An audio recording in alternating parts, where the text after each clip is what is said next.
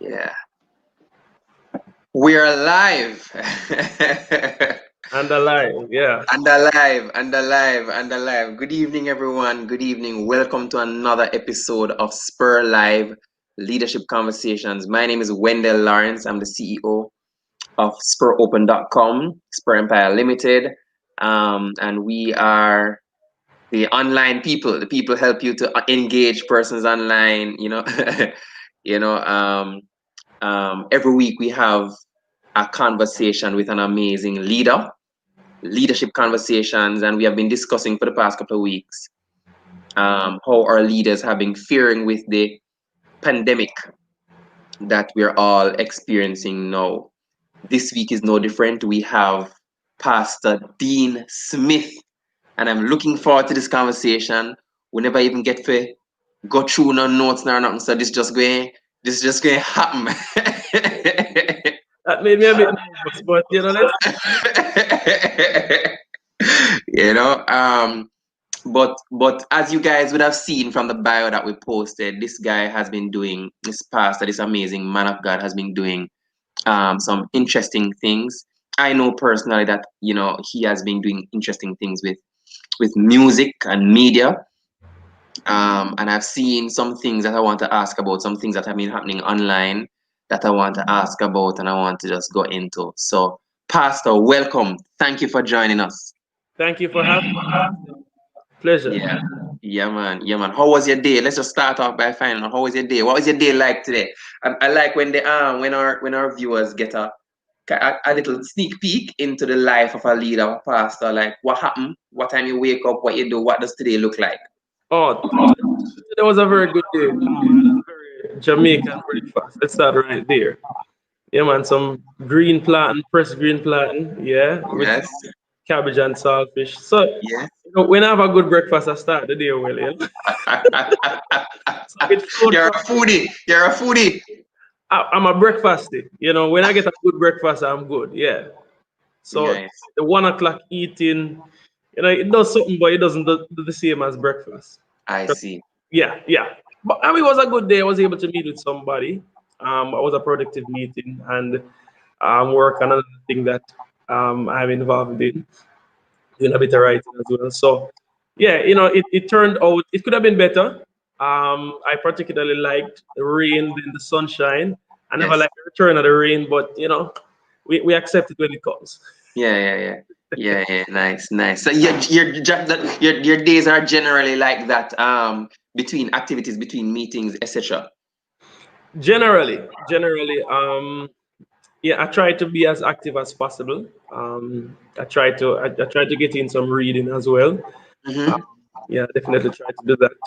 Different, meeting with individuals. Sometimes when I'm at work, love 101, that takes some amount of time and preparation for that as well. And then Mm-hmm. most times after that, I have something else doing, curfew or not. Yeah, yeah, yeah, yeah, yeah, yeah, yeah, yeah, yeah. That's interesting. Yeah.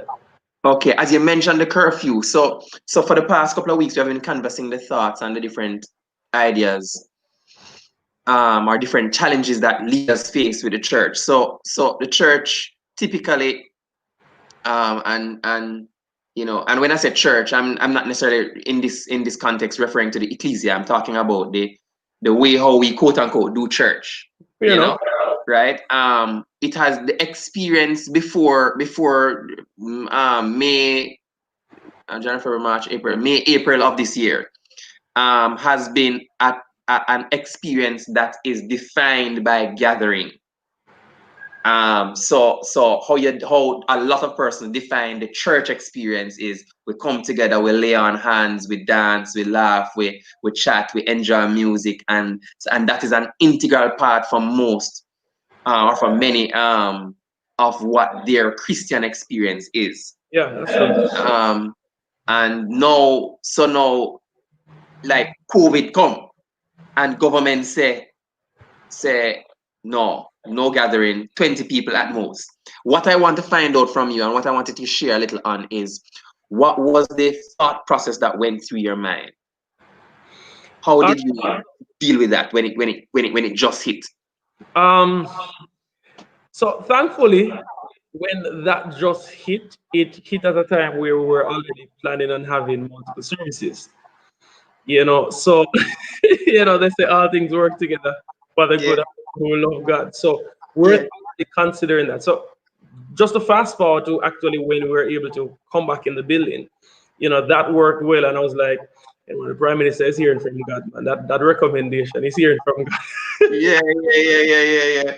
But prior to that, we said, well, if we're gonna have 10, just to give individuals still an opportunity, let's try to double it up and to make it as rich an experience as possible. So we still try to do two services, even when the limitation had gone to just 10 persons. So that was Ah. pretty much, yeah, that was pretty So much. you're still meeting physically? Yeah, I mean, we were able to come in the building to have service because we wanted the experience to be as true to what we normally do on a Sunday Mm-hmm. as possible.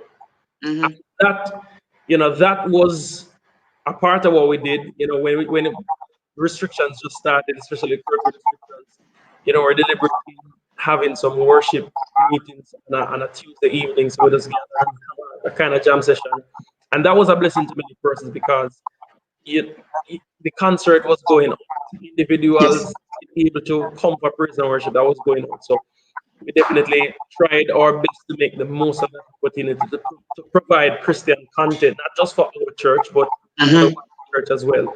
So while it was surprising, while it's different from having all the sweat and having all the emotion and having all the energy in the building, God still moved, and Yeah. Yeah. you Yeah. know we were able to flow with that, and individuals were blessed. So that was really what COVID-19 did for me personally. It forced my wife, forced the church to really push out a lot of Christian content because individuals, that was a time where I noticed that perhaps the church had an advantage than the secular in influencing social media, in putting the message out there. So, I was deliberate. I said to our members, hey, guys, you have to use the social media, populate it with positive, Christ oriented, because we want to have an impact. And, it's a time where it's perhaps the first time since I've been alive, I've seen the church do something more than the secular, especially Wow. that was my experience. That was what I was observing. All right. So there's a little challenge I'm having with your audio. It's going in and out. It I'm is. not. Yes, it's going like sometimes when you speak, it's going in and out. I'm not sure if you're very close to your mic or what. I'm not sure. Um, Um, well, I'm not sure. Well, Dana might be working in the background to see what she can do to resolve that. All right. So I want to acknowledge Natasha, Tashima, and Allison who has joined us. Big up yourself, guys. Thanks for joining us. We're talking with Pastor Dean Smith. He's a pastor of Light of the Gentiles International Ministries. So I want to, I want to, I want to, I want to ask you, Pastor, to tell me about your church. Tell me about the setup. Tell me about the origins. Like like you're pretty young. It's obvious.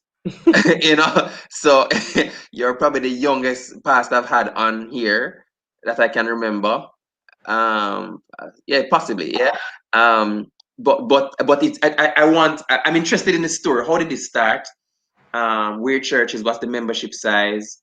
um where are you located, and what's the mission? What is it that you're trying to achieve, having answered the call of God to start the church? all right. So started. Let me know if the audio is getting any better. Let me try to project a bit more.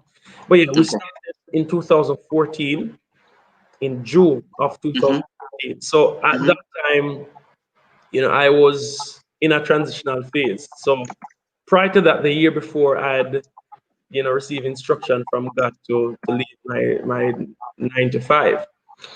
And that was for about a few months. I was not in a job. We were actually doing a bit of entrepreneurial activity, myself and my wife. and other stuff to try to foot the bills. But so the following year, June, Lord, really push my wife especially. Say, hey, we need to start meeting. So, I was just meeting with about 6 persons, and we met at Hope Gardens. And from there, we kept meeting. We kept meeting, and it grew. Individuals started Mm-hmm. through evangelism, through recommendations. Individuals, got saved, and that's really how it started. So we're at Hope Gardens from June to about it would have been about May the following year, 2015, and they were able to well, to June the following year, and they were able to get a building where we Mm-hmm. 137 Maxwell Avenue. That's where Sunshine Auto Parts uh that Right. is or that complex. That complex. Right. Yeah. Right. Right. Able to remember that. So that's where we have been from then.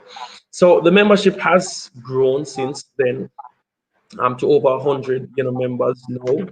Yeah, thanks be to God. Yes. Yes. Sadly, everybody cannot come on a Sunday, but yeah, that is what it is right now. So yeah, it has grown. Quite a lot of young persons for that. I'm really grateful, and Mm-hmm. Mm-hmm. who are genuinely passionate about God. One of the things that I really want to accomplish as a pastor, one of the things that I hold dear to my heart, I love when individuals know the word of God for themselves. Even today, I was speaking in one of the meetings I was talking about, I was speaking with a sister of mine, and we're just jiving and talking about different scriptures. And I said the Berean church was commended by Paul, or rather, not necessarily by Paul, but in the book of Acts, that they were more noble than the church of Thessalonica because they searched the scriptures daily for their own selves. So I really have a passion for that. I have a passion for worship, for true outflow of worship to God, and seeing individuals go full 100 for God. And yeah, so those are a few other things that drive us, and really believe Okay. we know the importance of prayer. I really believe that we are where we are because of prayer. So we try to emphasize that among our members to really pray. And is as Archbishop Nicholas Duncan Williams calls it, a place of divine advantage. Yes. Yes. So, yeah, Yes. Yes. Yes. yeah. Tell me something. You have a headset. You have a headset with you that you could use quick. You could just quickly. That doesn't have a mic. That's the problem. So it'll be the same mic. All right. Well, that might actually reduce some of the feedback. Let's try that. All right. All Yeah. right. I turn on my own mic then. Huh? All right. Let me just get the. All right. Let me get the headset. Just a minute. Yeah. Yeah. All right, guys. In the meantime, while Pastor sorts that out, we want to thank you again for joining us. Share this with a friend. Share this broadcast with a friend now, so that persons can jump on and and experience what we're about to experience. We want to quickly have Pastor just try a headset so that the audio can be a little bit better. All right. Um, while you're here, guys, can you just share how your day has been going, what has been happening? Share in the comment. Let us know what's been going on with you. Present. Sister Valerie's present. Alison Dexter present. Thank you guys for joining. Just share as you come in. Just share how your day is going, and we're waiting on Pastor Dean to come with an headset. Hopefully that can improve the audio. Because you're back. All right. Hey, night, Errol, night. Have a good night. All right. Let us know, guys, if this audio is any better. Seeing that Pastor Dean is now using a headset. Alice is saying it was a good day, but what a thunderstorm. Yes, Pastor Dean was just mentioning how the rains were a significant thing today. Yeah.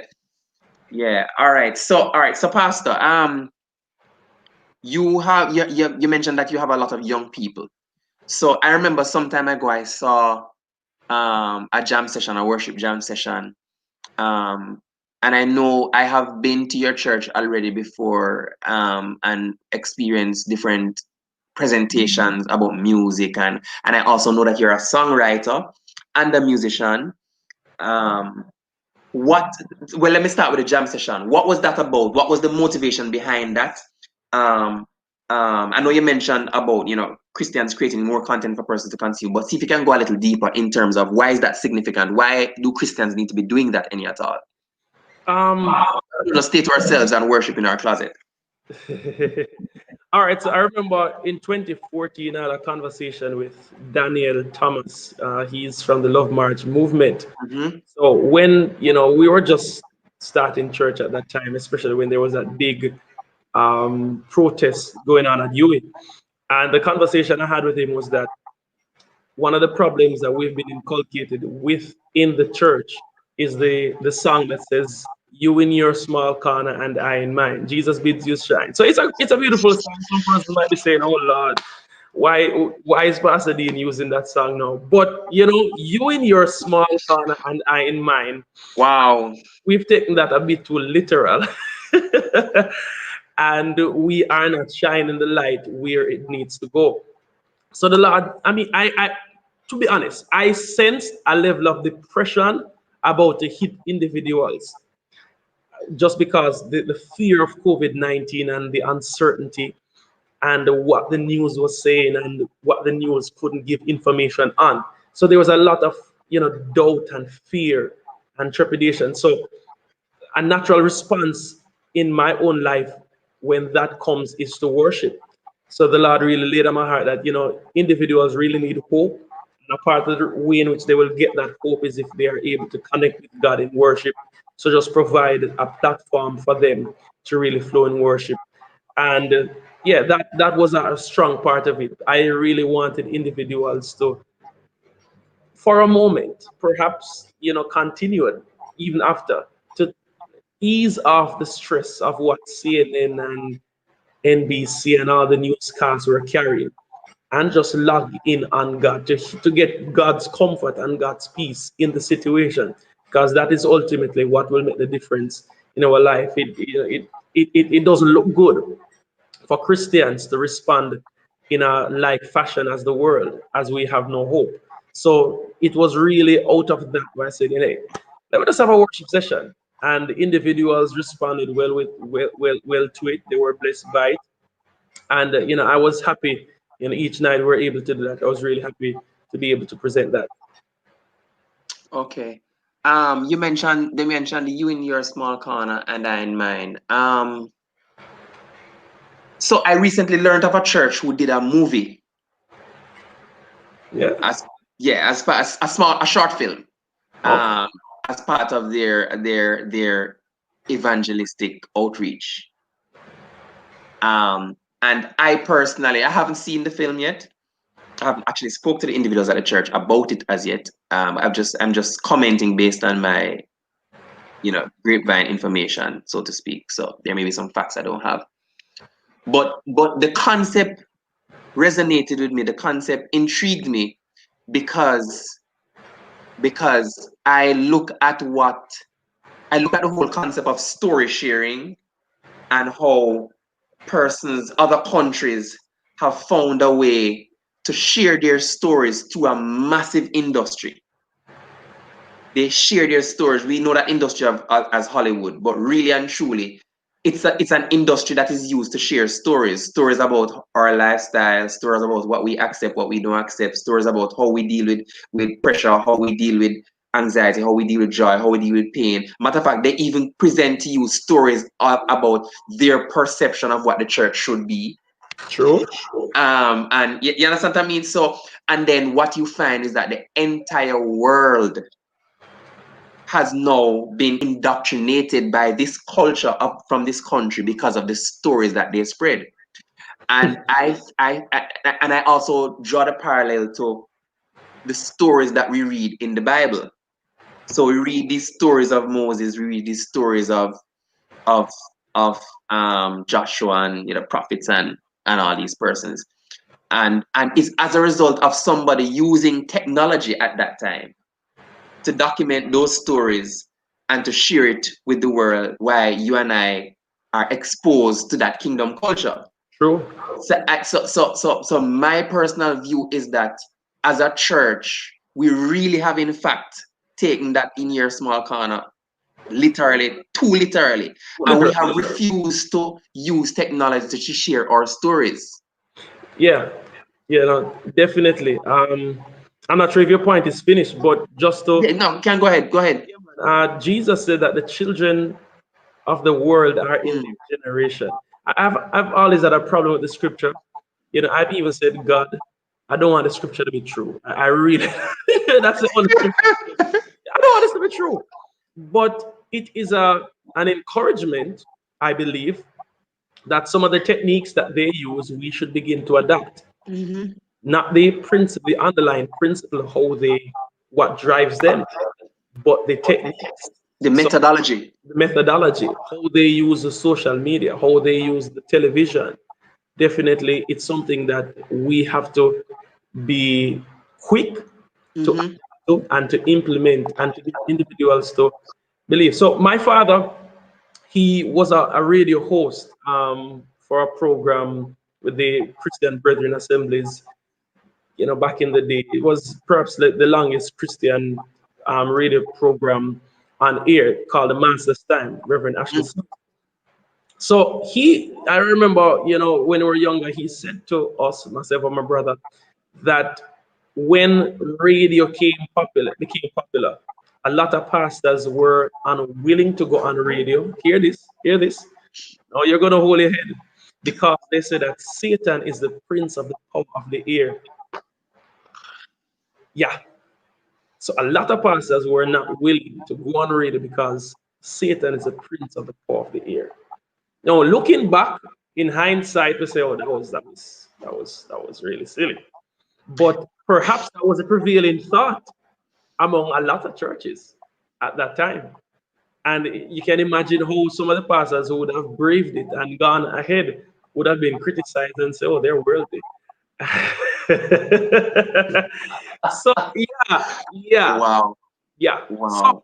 I think we have to be very be keen to look on how the world has an impact and see the methodology and implement it. Because if Christ himself says the kingdom of the world is, in their generation more wise, we have to look at it and say, all right, what wisdom are they applying? How can I apply it in Christian context?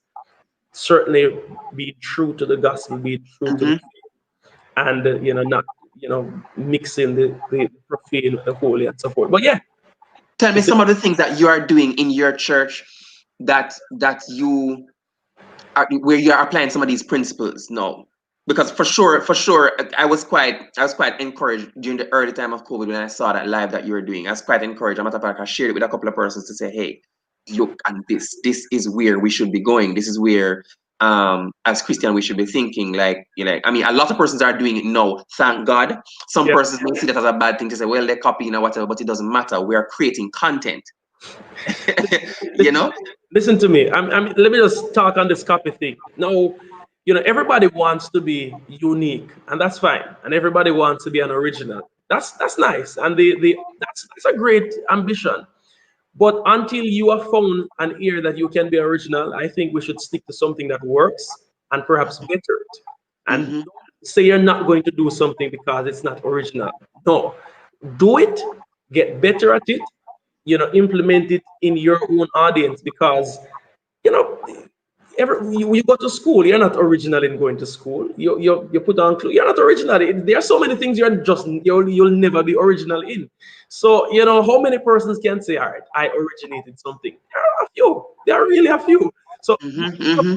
we'll have to follow, and that's fine. Yes. I have no Yes. problem. I just want to know I'm doing it well. That's Yes. the key. And to your best of your ability. Best of my ability, and that is what God will obviously measure us by.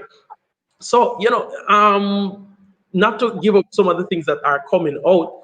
It's really to push content. In COVID, we're very very deliberate to have like revival type meetings. Yeah, man, on Facebook. And we did that some weekend kind of meetings, and my wife consistently putting out content on her own platform as well. Yes, yes, yes. So, these are some of the things that I thought very necessary to engage the church and to get the church and get the people active. Um, the curfews would have limited a lot of stuff that we are able to do because sometimes individuals are at work and the individuals who you would normally use to do some stuff they can't do it in the day, so it can limit what you're able to do. But in whatever way or shape you can implement something, yeah, get it done. Perhaps not on a public sense. I mean, a lot of individuals have begun using Zoom. I really bless God for that. I bless God for Zoom. I thank God Yeah, for man. Zoom. Yeah, man. Yeah, Yeah, man. I thank God for Zoom because I'm seeing where some meetings that would normally want to have face to face, and it would have been a real struggle getting 10 persons together face to face. Yeah, man. Zoom. So, Yes, man. Yes, yeah, man. yeah, yeah. It works. It works. It works. So describe for me how you have been using, for example, as you mentioned, Zoom, how you have been using Zoom to continue ministry, especially the softer side of ministry, like for example, counseling and that kind of thing. Have you been doing that kind of thing through Zoom or through any? What kind of platform have you been used to do that kind of ministry? All right, so predominantly, we've been using Zoom as a means to have prayer. I mean, to get the entire church praying. And that has been something very productive. I didn't think prayer meeting in a digital space would have been so powerful and impactful. But With yeah, no laying of hands, how comes? How comes it powerful the same way? and because God moves through technology, God moves through the digital ones and zeros. Yeah, he does. So I mean, it's really been powerful. I mean, naturally, having had the experience of individuals joining together in prayer, nothing will replace that. Nothing can replace that. I don't believe anything can replace that. But still, there's an impact that we can have and we can be connected. So yes, we've been able to talk with individuals. I haven't really had much of a need to, use it in a counseling space because I've been able, especially now, to perhaps meet with individuals who will require that and talk with individuals, with the time I have on hand in the day. So, it has, but I have done it in some instances as well. Yeah. Okay, tell me about the benevolent activities that your church do. Do you have any outreach activities that you're doing, and what did those look like before COVID, and what do they look like now since COVID? All right, so a lot of churches engage in care packages. We were also doing that. Um, Prior to COVID, it was not so much necessarily the tangible food, but I really believe it's better if you do what you want to do with the cash. Yeah, I that's follow you. yeah, Okay, yes. yeah. I mean, helping individuals for school, helping individuals where food is concerned, that has always existed.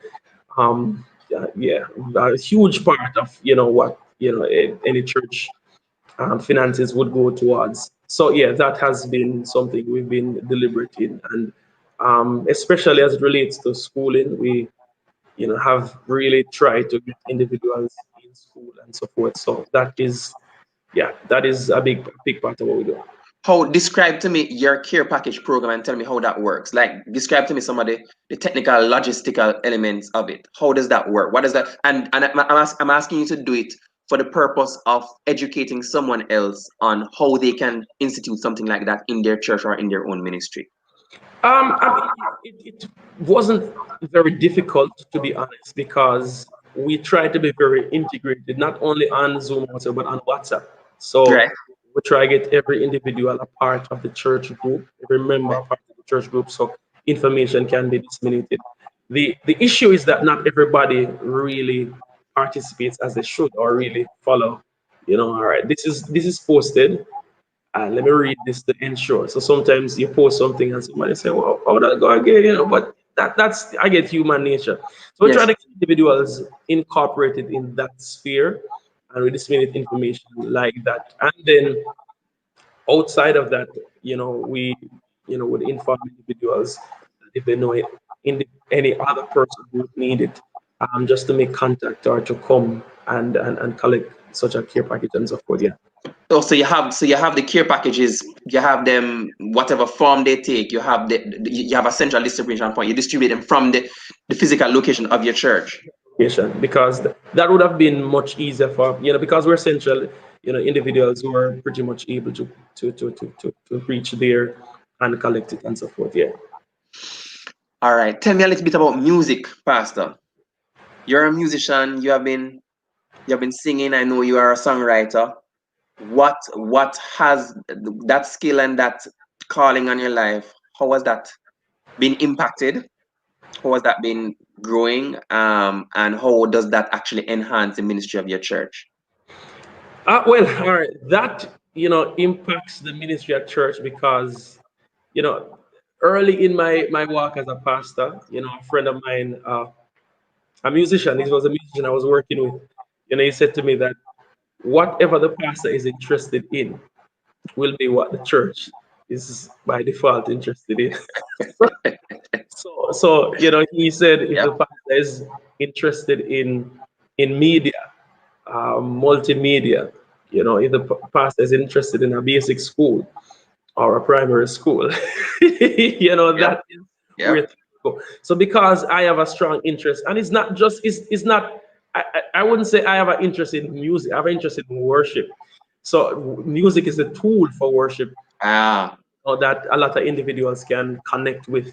So because of that, we try our best to incorporate that, to teach on that, to encourage individuals to worship and to take that as a lifestyle.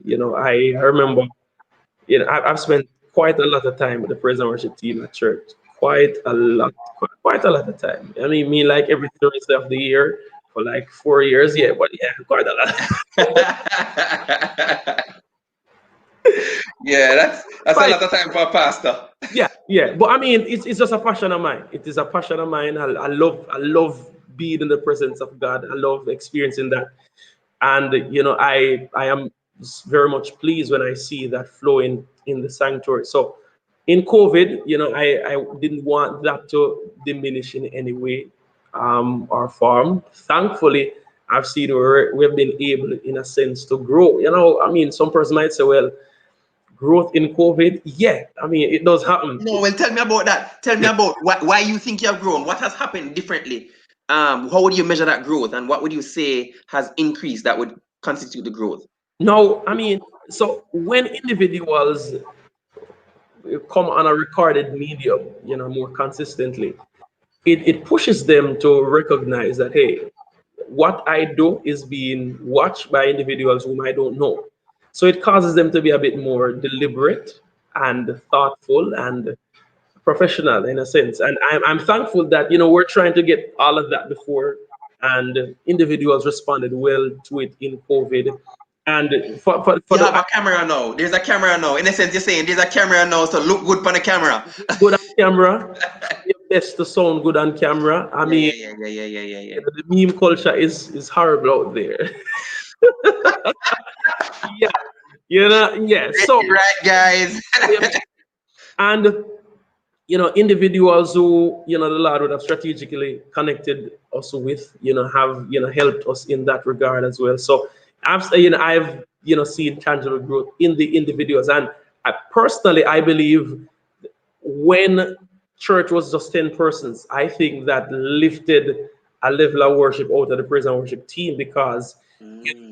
you have to carry something without you being carried on the wind, so to speak, of other individual worshiping. So, I think it grew. I think it grew in that. Stretch. It caused Yeah, there to be a stretching. yeah, definitely. Yeah. So that was something positive I can take out of that. I can say, would have happened. And personally for me as well, it was a time that I said, all right, COVID, um, I'm gonna work on some stuff. And I was able to get in some more rehearsals and so forth, even in that time, because songs are there, but with other activities, sometimes you can't do it. So using the physical space for prayer meeting and Bible study would have impacted on what else you can do. But when that went digital, you can. So there's an opportunity. I see There's what you're always an saying. opportunity. I hear like you're talking code, like some things about to happen. Like there are some things in the pipeline. I'm not gonna push you too much. Um, the pipeline, they're at the top right now. Yeah, but I could sense it. I could sense it. I could sense that you're trying to be careful. Yeah, but they're at the top. They're at the top, so it's just on the top. But yeah, yeah, yeah. But you're right. You were able to. Nice. Well. Congratulations are in order. I'm looking forward. I'm looking forward. Um, I lost my question that I was gonna ask you. I was just gonna ask you a while ago. Yes, about the difficult decisions, the challenges, the decisions that you as a leader know, because you're leading a church. You said that a little bit over 100 members. Yeah. So I'd assume that you have like, well, let me not make an assumption. So you have a little bit over 100 members, and you are now leading these group of persons, a lot of young persons, a lot of young people, you and your wife. Describe for me, what is your process like? What is your administrative structure like? And when you are ready to make decisions that are unpopular, how does that go down? Like, how does that work? All right. Person, I'm a private person, so I try to keep some decisions as private as possible. So if there's a particular individual or individuals, I'm not an individual that's going to publicize that in a sense. So decisions on an individual level, I would definitely keep on a private space, and I really believe that is the way to go. And only in certain circumstances you bring some things to the public light. Uh, as it relates to making some decisions re COVID, some persons, naturally you are not going to be as receptive of a new. I don't want to call it a normal. I don't want this to be the normal of a new way. Let me call it a new way. So, but it's really something that you have to be very thoughtful in sharing, be compassionate in trying to, cause other individuals to understand. So, strategically, one of the things that we're doing prior to COVID, and I'm really grateful to God for this, was we're really trying to shorten the service length. So, we're deliberately, saying, all right, for some worship, I want you to go right here. Um, Greetings and all of that, cut it short. We're trying, and I remember somebody said, that's not what they are used to. So I really had to have a very, open conversation with the individual. And I said to her that, all right, now everybody has a limit to how much of God they can consume. No matter how spiritual you are, all right, let me just say how much of God, how much of church you can consume. Right. I had to have a very meaningful conversation. I said, well, perhaps for you, 3 hours is good. But if a half hour over the 3 hours occurs, you're going to become antsy and you're going to want to leave. Somebody, it might be 2.5 hours, right? If you go beyond the 2.5 hours, they become antsy. Some persons can't manage over an hour. That's just the truth. It's the Now, majority. yeah. It's a fact, and especially when you're sitting and you're looking on a screen, because you're looking on a screen for an hour. Yeah, that's the truth. Yeah. So you really have to be conscious of that. And so I highlighted to her that, listen, it is with this in mind. Not you will not ever be able to satisfy everybody.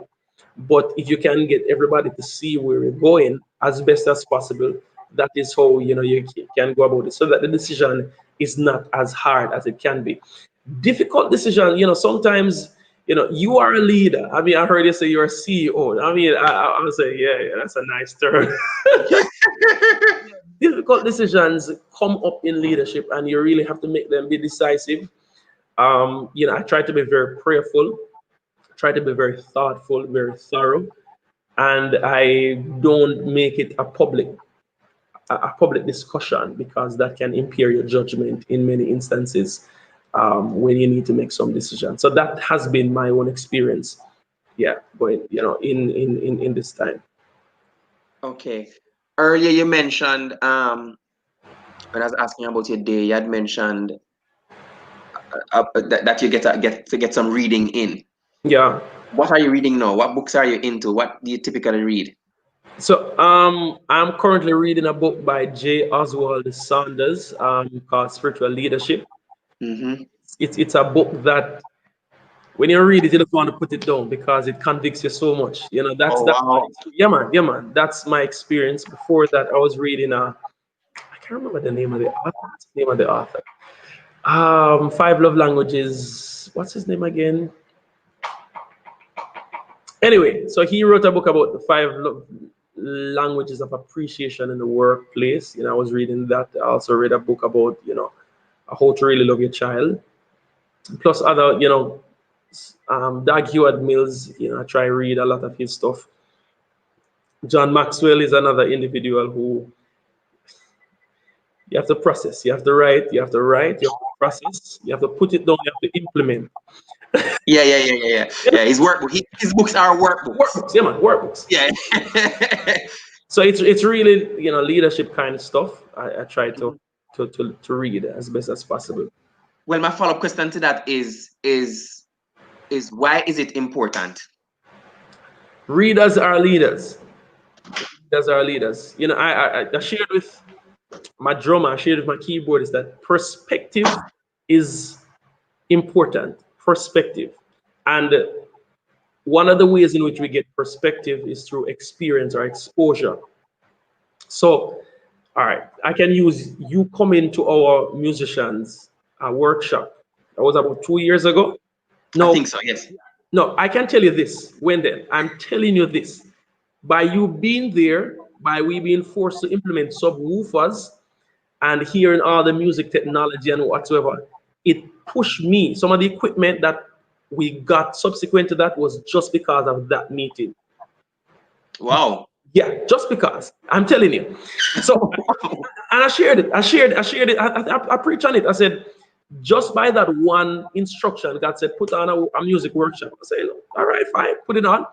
By you coming and we see, I was like, hey, wow, no, we can't go back. We're not going back. We're not going back.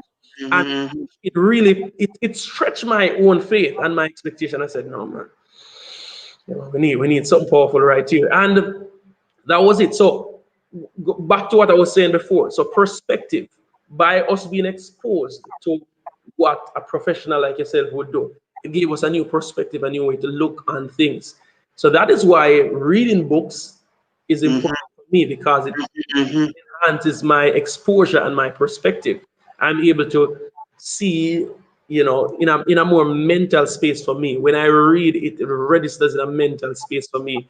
I hear what individuals think on a particular subject. I hear what other individuals have done and implemented in their own lives. So it gives me perspective and it allows me to make proper decisions, from that place. So that is why I really believe reading is key. Okay, and this may sound like a trivial question, but I'm interested to hear how you'd answer it.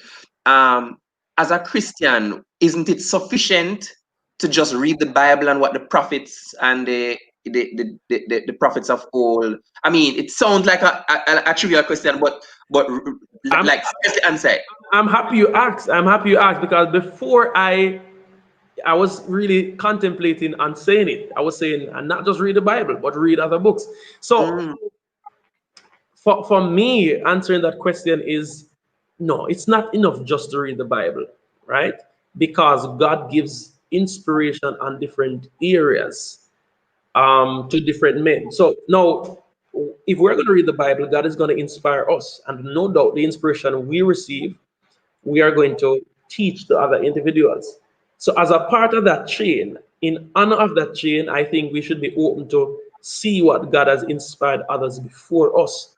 And I share this with a leadership group, a church. I said, Paul in second Timothy, he told Timothy, when you're coming, bring the books, especially the parchments. I can never forget that sermon. I listened on TBC some years ago. I was listening to what's his name? I can't remember his name. His name's just slipped me. But he taught about the importance of reading good books, and that was a scripture he drew from. Reading books expand your knowledge, expand your understanding. That sometimes can help you to see what the scripture is really saying, and give you increased perspective. So for me, the Bible is foremost for a Christian, no doubt about that. Now let me go right here. It's foremost, and all what we need is found there, but not everybody will be able to discern it immediately. So that's why we need Mm-hmm. books. Mm-hmm. Yeah. Yeah. Interesting. Tell me about family. All right. So I have young children, and they are a handful. They are a handful. I'm praying the You're strength. married. Yeah. Oh, all right. So I was going to talk about the children first. I, I took it as knowledge that everybody would have that I'm married. Yeah, but anyway, Oh, well, let's let start from the top. let's start. Matter of fact, see now we go there. I don't want to find out who did look who. Just start from there. Dear, oh dear, oh, ouch. All right, no, you're gonna put me in a spot of bother. Remember, I have to go home to her. So I'm not sure I'm gonna answer that question tonight. But put it this way, God had a huge hand in it. So that's a diplomatic way of putting it. Yes, yes, yes, yes, yes. I mean, she knew what she wanted, and so did I. So it was not a difficult task. Let me put it this way: it wasn't 2 years of no, it I wasn't like follow you. it I wasn't follow you. like she knew what she wanted, and the Lord spoke to her, and the Lord spoke to me, and yeah, we followed. So that was Nice. yeah, we followed that. Quite surprisingly, we got married the same year we met, like 6 months after. Ah, how long ago was that? That was 2012 That would be in June 18. 20, No. 2012. So that was in June 2012 we met. We were married in December. Okay, okay, okay, you're right. You're right. Mm-hmm. Mhm. Nice. So come December, we'll make 8 years. So Yeah, eight, right. God has been kind to us. Yeah. So Yeah. so that has been family. Family. All right, for me, it's been a real blessing having a wife that is so involved in ministry. It's so I remember in my younger years, I used to watch Bishop John Francis, Mm-hmm. and I used to see his wife preach, and from then I had a passion for seeing women preach. Yeah, I mean, I was like, yeah, that's Yeah, yeah. that's a bucket list right there. Yeah, that's the cool thing right Yeah, there. yeah. So seeing her passion was very good, and then seeing how she has really launched out in ministry, really been Yes, a blessing. I've been blessed seeing that, yes, and yes. seeing how she flows, and yeah, it's been a blessing. So having her involved in ministry has been a blessing. A lot of times she challenges me. Tell me tell you about them something. I want it. All these things are about that. But yeah, she challenges me and in that way, and I really honor God for that. I thank God for her She prophet. has a ministry. She has a ministry that I mean, I know that she's a part of LOTGI and what she does, but I know that she had, because at one point I saw her doing a fashion, faith and fashion thing, and I think she also has a book. Tell me a little bit about that. I mean, I know she's not here, but you can probably just kind of hear It's, some plugs. I met her, as a fashion designer. Mm, Actually would have given that up, in the early stages of ministry, just to focus mhm, on ministry, and the Lord mhm, brought her back into that. So that's a huge part of what she went school for that actually. mhm, mhm. So fashion designing. So the Lord really just brought her back into that, having used her for birth in the ministry and so forth in a powerful way. Additionally, she ministers a lot on Facebook. She was always a Facebook person. I was never really a Facebook person. The I'm gonna real tell you about this COVID thing, man. pandemic, man. It pushed me to go there. It pushed me. But she has different lives that she does on Facebook. One conference she hosts is Woman Stay Loose, and she's you Hmm. can look out for that. That's coming two different ways. The two different streams of that ministry coming out. One here in September, another one in October. The actual conference, the virtual conference, and also the Woman Silos conversations, if I can call it that. Mm-hmm. That she does live. So yeah, that will be coming out. So she's very much involved in that. Right through COVID, she was having different initiatives. One was about prayer. One was about winning. Yeah. So I mean, a Yeah. whole. She does a whole lot. I give absolute commendation to her. Really, an example. I'm sure a lot of persons are challenged by how much she does. Yeah. Mm-hmm. Really. Yeah. Tell me about the kids.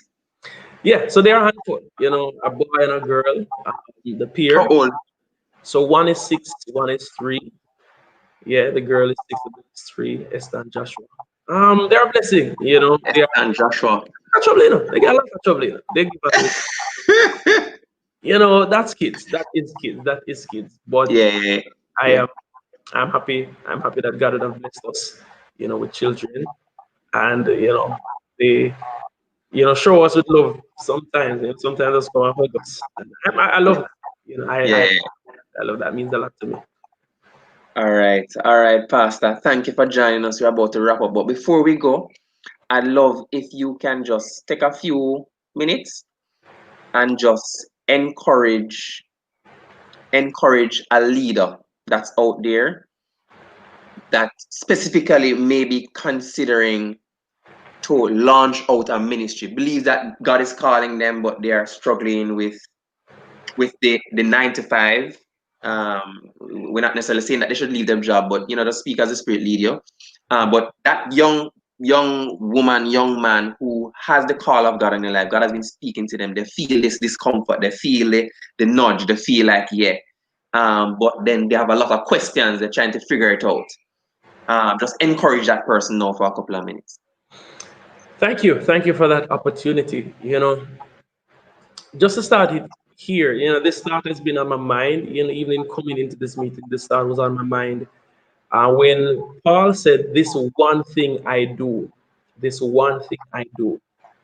When he was talking about pressing towards the mark of the high call of God in Christ Jesus, he said, "This one thing I do." So forgetting all those things that are behind this one thing I do, and that speaks to a level of focus, a level of understanding where your true passion lies, and understanding where the call of God really lies on your life. And, in a large sense, whatever doesn't line up with the passion and the call of God for your life would be a weight that you have to learn to leave behind. Now, the question, would be on your mind, well, how am I going to survive? How am I going to manage doing this? Am I really prepared? Am I adequate? The truth is that it is God who calls, who will equip. The scripture says, "Faithful is he who calls, who also will do." So God has the final say. He will equip you to do what he has called you to do. You might be saying, "Well, if I do this, how am I going to survive?" I'm going to counter that question and say, if you don't do this, how are you going to survive? You're just going to exist. True life True life would come from you following what God has for your life. True life, life that matters, life that will, transcend generations, impact generations, impact eternity, comes from when you do what God has called you to do, when you honor God in this way. So I want to challenge you. God has not called you to something that is beyond you.